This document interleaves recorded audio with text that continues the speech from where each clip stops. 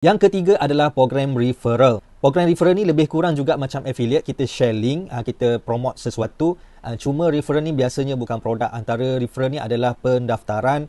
Kalau contohnya anda gunakan sesebuah aplikasi, lepas tu anda refer kepada orang lain, so bila orang lain guna, anda dapat income. Antara 3 referral yang anda boleh buat adalah cadangkan ataupun refer kepada kenalan-kenalan anda, ahli keluarga anda untuk buka account bank. Account bank apa? Account bank ada 3 yang saya cadangkan. Yang pertama Aeon Bank, yang mana kalau anda buka Aeon Bank ni, anda boleh dapatkan dia punya e-wallet ataupun account bank digital. Anda boleh gunakan dalam telefon. Lepas tu anda boleh dapatkan kad. Okey, anda boleh dapatkan kad, cuma anda perlu masukkan dulu RM20 lah dalam account bank anda tu, account Aeon tadi. Sebab nak buka account digital ni biasanya anda kena ada RM20 untuk masukkan dalam account bank anda. So duit tu bolehlah minta dengan mak ayah kan, nak buka account bank RM20. So selepas anda dah buka, anda akan dapat referral code.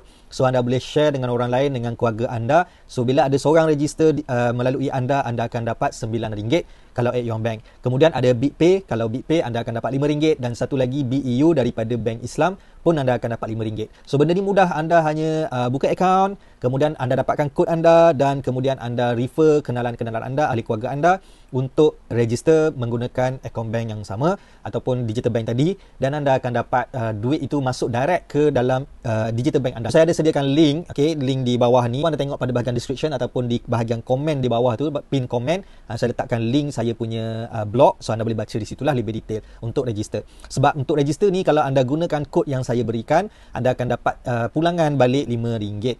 Biasanya macam itulah, anda akan dapat balik RM5. So kalau anda register tanpa kod, so anda tak dapat apa-apa. Sama juga nanti anda nak invite orang, anda berikan kod kepada mereka, so bila mereka register, anda dapat commission referral, dan mereka juga dapat commission untuk masukkan kod.